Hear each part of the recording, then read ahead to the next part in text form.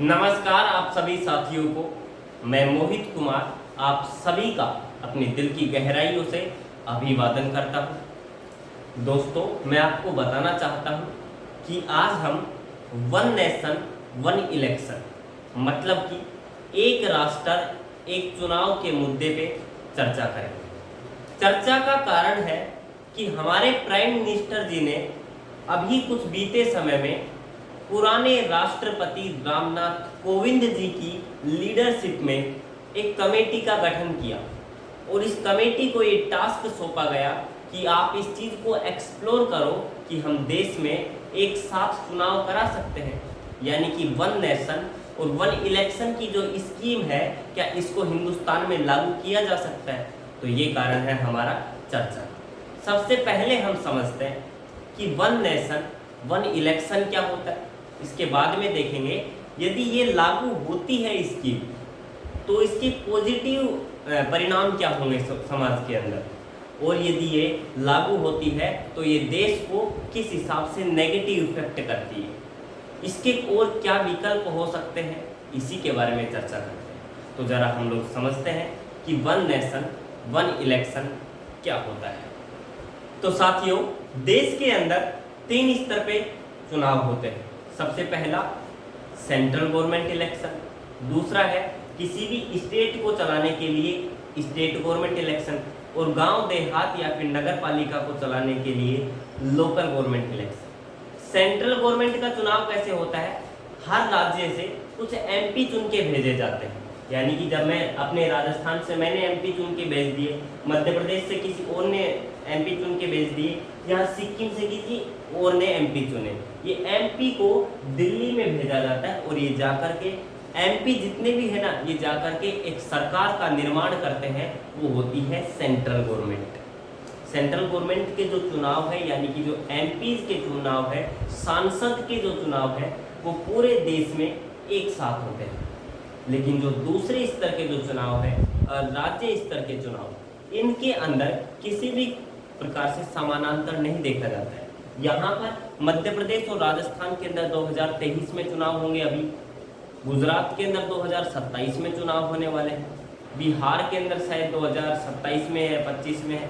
Basically जहाँ तक मैं याद कर पा रहा हूँ, दिल्ली में भी 2025 में चुनाव है, पंजाब और हिमाचल प्रदेश में 2027 में चुनाव होने हैं। तो पूरे देश के अंदर जो राज्य स्तर के चुनाव है ना, इसमें किसी भी प्रकार से रेगुलरिटी नहीं है, ये पैरेलल नहीं चल रहे हैं, कोई आगे चल रहा है कोई पीछे चल रहा है, किसी में 3 साल बाद में चुनाव होने, किसी में 2 साल बाद में होने, किसी में 3 महीने बाद में चुनाव होने, राजस्थान और मध्य प्रदेश जैसे एरिया में। तो जो स्टेट गवर्नमेंट के जो इलेक्शन है ना, इनके अंदर किसी भी प्रकार की रेगुलरिटी नहीं है, और ठीक ऐसा ही देखा जाता है स्थानीय चुनाव में, ऐसा ही देखा जाता है लोकल गवर्नमेंट के चुनाव में। तो बेसिकली मोदी जी का क्या कहना है कि यहाँ पर जो स्टेट गवर्नमेंट के इलेक्शन है ना, जो मध्य प्रदेश है, छत्तीसगढ़ है, इन सब की जो राज्य सरकार है, इन सब का चुनाव एक साथ करवा दिया जाए। और सबसे अच्छा जब होगा जब यहाँ पर केंद्र सरकार का चुनाव हो, तो उसी वक्त राज्य सरकार और स्थानीय सरकार का चुनाव करवा दिया जाए। मतलब क्या है, देखो अब मान के चलो 2024 के अंदर केंद्र सरकार के चुनाव है, तो एक कमरे में जब मैं वोट देने जाऊंगा तो वहां पर 3 ईवीएम लगी रहेगी। सबसे पहली जो ईवीएम होगी उसकी मदद से मैं अपना सांसद चुन लूँगा, यानी कि अपना मेंबर ऑफ पार्लियामेंट चुनूंगा। दूसरी ईवीएम में जाकर के मैं अपना एमएलए, अपने जो राज्य स्तर पर मैं किसे जिताना चाहता हूँ उसे चुन लेता हूँ। और तीसरा जो है, यानी कि सरपंच है या फिर किसी को भी मैं वार्ड मेंबर किसे जिताना चाहता हूँ, वो स्थानीय सरकार, यानी कि सब जो इलेक्शन है उनको एक साथ कंडक्ट करवाने की बात है पूरे देश के अंदर। यदि सेंट्रल गवर्नमेंट के इलेक्शन, स्टेट गवर्नमेंट के इलेक्शन और या फिर लोकल गवर्नमेंट के इलेक्शन तीनों एक साथ करवाए जाएं तो उन्हीं को कहा जाएगा, यही पॉलिसी है वन नेशन वन इलेक्शन। इतना समझ में आया होगा। अब इसको कंडक्ट करवाने से क्या फायदा होगा, इसको भी समझते हैं। लोगों का मानना है कि यदि देश में तीनों स्तर के चुनाव एक साथ होंगे तो उससे देश के ऊपर फाइनेंशियल बर्डन कम होगा, और वो जो पैसा बचेगा चुनावी प्रक्रिया की बजाय उसे इंफ्रास्ट्रक्चर बिल्डअप करने में काम में लिया जाएगा। उस पैसे से सड़कें बनाई जाएगी, उस पैसे से सरकारी अस्पताल बनाया जाएगा, उस पैसे से सरकारी स्कूल बनाई जाएगी। खैर ये सब कहने की बातें हैं, लेकिन ऐसा सोचा जाता है। अब यहाँ पर फाइनेंशियल बर्डन कम होगा देश के ऊपर यदि एक साथ चुनाव होंगे। दूसरा पॉइंट क्या है? आचार संहिता। आचार संहिता का मतलब ये है एक ऐसे प्रोसेस है, अब मान के चलो कि राजस्थान में चुनाव होने 2023 के लास्ट में, जब कोई सरकार अपना कार्यकाल पूरा कर रही होती है तो उससे 2 या 3 महीने पहले उसके ऊपर सैंक्शन लगा दिए जाते हैं। उन सैंक्शन के दौरान वो ना तो कोई विधेयक पारित कर पाएगी, ना कोई भी प्रकार से स्कीम लेके आ पाएगी, ना वो टीचर की वैकेंसी निकाल पाएगी, चाहे मेडिकल सेक्टर में रिफॉर्म करना हो तो वो नहीं कर पाएगी। जब आचार संहिता एक ऐसी प्रोसेस है यार, वो श्राप बरोबर होती है, इसको ध्यान से समझो। अब राजस्थान को ही ले लो, राजस्थान में 3 महीने तो अब चले जाएंगे। 3 महीने कब चले जाएंगे? राज्य स्तर के चुनाव के ऊपर। तो फिर जब 2024 के अंदर चुनाव होंगे तो केंद्र सरकार के जो चुनाव होंगे उसमें भी चले जाएंगे। 2024 में जब मोदी जी के चुनाव होंगे तो 3 महीने केंद्र सरकार की भी तो आचार संहिता लगेगी और 3 महीने राज्य सरकार पे आचार संहिता। तो राजस्थान ने तो अपने 6 महीने खो दिए ना, बार बार आचार संहिता लगती है। अभी यहाँ पर जब भी चुनाव होंगे तो वहाँ पर आचार संहिता लगेगी। कभी गुजरात में आचार संहिता लग रही तो कभी छत्तीसगढ़ के अंदर, कभी लद्दाख के अंदर, कभी केरल में, कभी तमिलनाडु में। तो देश का विकास कैसे होगा? जिस क्षेत्र के अंदर नए रूल और रेगुलेशन नहीं लेके आए जाएंगे तो उस क्षेत्र का विकास होना समस्या आती, बाधा आती है। आचार संहिता एक तरीके से श्राप बन जाता है। अब यदि ये जो सेंट्रल गवर्नमेंट के इलेक्शन और राज्य सरकार के इलेक्शन एक साथ ही हो जाते तो 3 महीने का ये लगाती, 3 महीने का ही आचार संहिता ये लगाती। अब राजस्थान को 6 महीने के बजाय 3 महीने में ही अपना काम सल्ट जाता है और 3 महीने हमें राजस्थान को ज़्यादा मिलते हैं बेसिकली। तो ये एक तरीके से ऐसा प्रोसेस है जिसके अंदर उस क्षेत्र में कोई नए रूल रेगुलेशन नहीं लाए जा सकते। सबसे मेन पॉइंट है भ्रष्टाचार। भ्रष्टाचार का क्या है? अब जब कोई भी इलेक्शन होते हैं तो उस दौरान पार्टी को अपना प्रचार प्रसार करना होता है और प्रचार प्रसार करने में लगता है भैया पैसा। और पैसा 2 तरीके से लाती है कोई भी पार्टी। एक तो होता है फंड रेज करे, जो उसके समर्थित लोग हैं, यानी कि बीजेपी के जो समर्थित लोग हैं उनके पास में जाए, बोले कि भाई हमें चंदा दो, हमें अपनी पार्टी का प्रचार करना है, मोदी जी के बड़े बड़े पैम्पलेट लगाने हैं, हमें राजस्थान में जाकर के अपनी सरकार का प्रचार करना है। तो उसमें से कोई देगा 10 रुपये देगा, कोई 20 रुपये देगा, कोई 1000 देगा, कोई 5000 रुपये देगा। लेकिन कोई भी पार्टी इस तरीके को नहीं अपनाती। क्यों वो चंदा भीख सी मांगेगी? वो किसी उद्योगपति के पास जाती है, उद्योगपति से समझौता करती है कि आप हमें हमारे चुनाव के दौरान मदद करो और जब हम लोग संसद में बैठेंगे तो सारे के सारे डिसीजन आपके फेवर में लेंगे। राहुल गांधी के मुंह से आप लोगों ने सुना होगा कि मोदी जो है ना अडानी और अंबानी का गुलाम।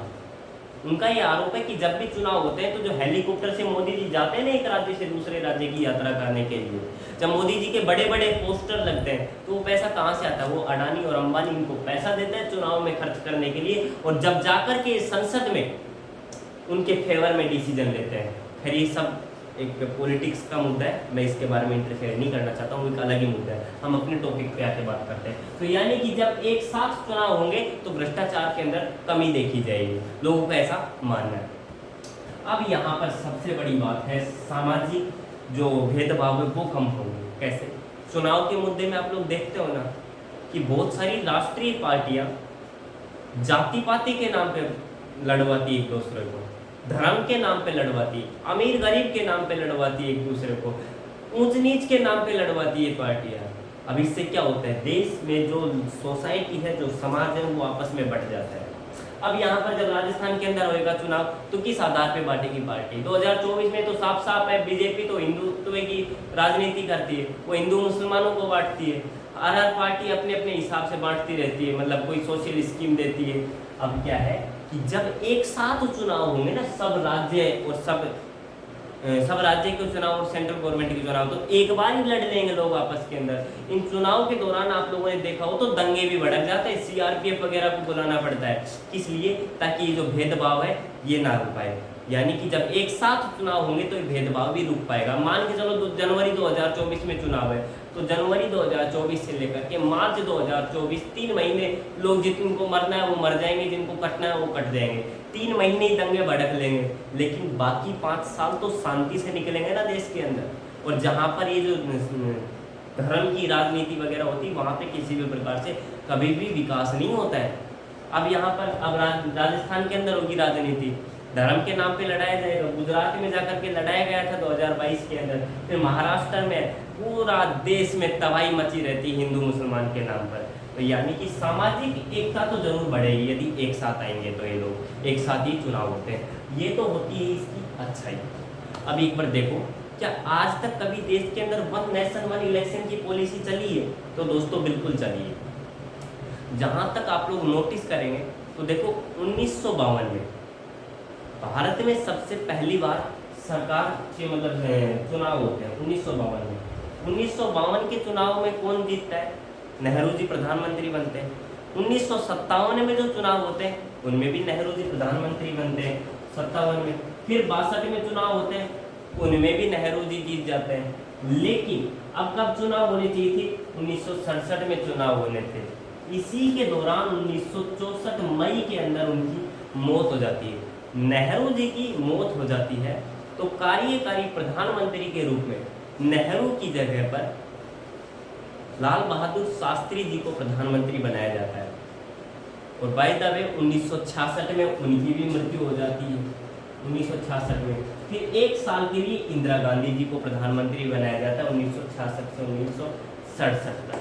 फिर 1967 में दोबारा से चुनाव होते हैं।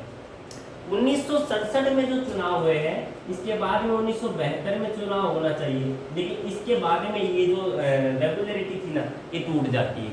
क्यों? क्योंकि 1969 में हमारे यहाँ पर बीवी गिरी जी का इलेक्शन होना था राष्ट्रपति पद के चुनाव के लिए। लेकिन जो कांग्रेस पार्टी है ना, 1969 के दौरान इसके अंदर आपसी मतभेद हो जाते हैं। जो कांग्रेस पार्टी के जो सीनियर लीडर थे, जिनको बेसिकली सिंडिकेट बोला जाता है, तो जो सिंडिकेट के लीडर है ना, सिंडिकेट वर्सेस इंदिरा गांधी और सिंडिकेट के बीच में नहीं बनती है, और ये पार्टी जो कांग्रेस पार्टी है दो भागों में टूट जाती है। एक तो कांग्रेस ओ यानी कि कांग्रेस ऑर्गेनाइजेशन, दूसरी होती है कांग्रेस आर, कांग्रेस रिक्वेस्टनिस्ट। इंदिरा गांधी आर का नेतृत्व करती है और आगे बढ़ती है। अब इंदिरा गांधी ने क्या किया, जब किसी प्रधानमंत्री को ऐसा लगता है ना कि अभी इलेक्शन करवा देना चाहिए, तो लोकसभा को भंग करवा देता है। अब इंदिरा गांधी ने 1971 में जाकर के लोकसभा को भंग करवा दिया 4 साल के दौरान ही, और 1971 के अंदर ही यहाँ पर चुनाव करवा लिया। और 1971 के चुनाव में कौन जीतता है? श्रीमती इंदिरा गांधी जीतती है। अब 1971 में जब चुनाव होते हैं तो 1976 में चुनाव होने चाहिए थे 5 साल बाद में, लेकिन ऐसा नहीं होता है, क्योंकि 1975 के अंदर इंदिरा गांधी ने लगाया आपातकाल, और आपातकाल 2 साल के लिए चला था देश में। और जब आपातकाल चला ना देश के अंदर 2 साल तक, तो 1977 में खत्म हुआ। 1975 से 1977 तक जो इलेक्शन 1976 में होने चाहिए थे, वो देश में जाकर हुए 1977 में। आपातकाल की वजह से इंदिरा गांधी अपने चुनाव हार जाती है 1977 के। तो वहां पर जाके बनती है सरकार नेशनल फ्रंट की, जिसमें भी 2 प्रधानमंत्री काम करते हैं। और 1980 तक ये सरकार टूट जाती है नेशनल फ्रंट वाली। क्यों? क्योंकि गठबंधन की सरकार होती है, और आपको पता है कि गठबंधन में से यदि कोई भी पार्टी अपना कोई भी यदि एमपी अपना वोट पीछे खींच लेता है तो वो सरकार गिर जाती है। अब 1980 के अंदर जाकर के ये फिर से दोबारा प्रधानमंत्री बनती है। लेकिन अब 1980 में जब वो प्रधानमंत्री बनती है तो ये प्रोसेस कहाँ तक चलनी चाहिए? 1985 तक। लेकिन बाय द वे खुदा ना खास्ता 1984 के अंदर उनकी मौत हो जाती है। 1984 में उनकी मौत हो जाती है।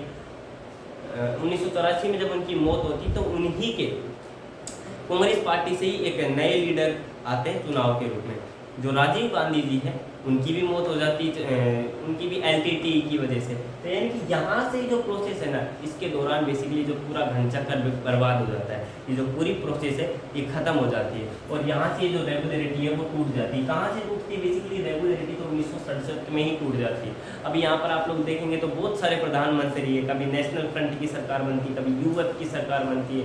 2004 तक ऐसा ही था, गठबंधन की सरकारें काम कर रही थी। 1998 का टाइम तो ऐसा था जब केंद्र में 11 पार्टियां मिलकर के सरकार चला रही थी। 2014 के अंदर आकर के मोदी जी अपनी फुल मेजोरिटी के साथ में आए थे, यानी फुल मेजोरिटी के साथ में सरकार बनाई थी उन्होंने। फिर इसको समझ गए कब तक। इसकी सबसे बड़ी बुराई क्या होगी? यदि one party one nation one election यदि देश में लागू कर दिया जाता है तो इसकी सबसे बड़ी बुराई क्या होगी? सबसे बड़ी बुराई यही है कि रीजनल इशू को दबा दिया जाएगा। रीजनल इशू का मतलब क्या है दोस्तों? रीजनल इशू का मतलब ये है कि जब देश के अंदर जब सेंट्रल गवर्नमेंट के चुनाव होंगे तो मोदी जी भाषण देंगे और उस वक्त वो क्या वोट देंगे? मित्रों, भाजपा सरकार के दौरान भारत चांद की यात्रा कर रहा है, भारत चांद पे पहुंच गया है, इसलिए चाहे केंद्र के चुनाव हो या राज्य के चुनाव हो, आप वोट भाजपा को ही देना। तो इस दौरान क्या होगा? यदि मोदी जी ने कहा तो पूरे के पूरे लोग मोदी जी के पीछे चल पड़ेंगे, यानी कि मोदी की लहर में कांग्रेस का फैसला साफ हो जाएगा, मोदी की लहर में आम आदमी पार्टी का फैसला साफ हो जाएगा। तो बेसिकली जो रीजनल मुद्दे हैं, जो क्षेत्रीय आकांक्षाएं हैं, वो दब जाएंगी। तो राष्ट्रीय मुद्दे के चक्कर में ये जो लोग हैं ना, यानी कि राजस्थान की जो खुद की समस्याएं हैं उनको लोग नहीं देखेंगे, राष्ट्रीय समस्याओं को देख करके वोट देंगे। मान के चलो 2024 के अंदर अभी बेसिकली चाइना के साथ में यदि युद्ध छिड़ जाए, अक्साई चीन के साथ में, तो देश की भावनाएं किसकी तरफ होगी? सेंट्रल गवर्नमेंट की तरफ होगी कि भाई देश के अंदर अब मोदी को ही रहना चाहिए, मोदी संभाल सकता है, क्योंकि उनको पता है 10 साल तक देश को संभाला है। तो यानी कि जो इमोशंस है ना, वो सेंट्रल गवर्नमेंट की तरफ चले जाएंगे बेसिकली। तो नेशनल पार्टी है, उसके हिसाब से देश के अंदर फिर डिसीजन होने लगेंगे। दूसरा नुकसान ये है, यदि ये सेम टू सेम प्रोसेस यदि देश के अंदर चलती रहे तो अच्छा है। अच्छा नहीं है, लेकिन यदि चलती रहे तो अच्छा है। क्यों? क्योंकि कारण ये है, अब यदि राजस्थान के अंदर चुनाव है तो राजस्थान वाले लोग अपनी मांग रख देंगे गहलोत साहब के सामने कि यदि ये मांग पूरी होगी तो ही हम आपको वोट देंगे। मध्य प्रदेश के लोग अपने जो राज्य स्तर के जो चुनाव होंगे उसके अंदर मांग रख देंगे कि ये शर्तें पूरी होगी तो हम आपको वोट देंगे। यानी कि जब चुनाव के अंदर डिफरेंस होता है तो लोगों को मौका मिलता है अपनी बातों को रखने का। तो ये नुकसान होगा कि लोगों के पास में जो बेचारे मौके मिलते हैं ना बार बार इनको अपनी बातें मनवाने का, ये मौका खत्म हो जाएगा। और यदि इस चीज़ को लागू करना है वन नेशन वन इलेक्शन, तो हमें संविधान में संशोधन करना पड़ेगा। यह आर्टिकल हमने लिख रखा है, आपको दिखाई दे रहा है। अनुच्छेद संख्या 368 की मदद से संविधान में संशोधन किया जाता है।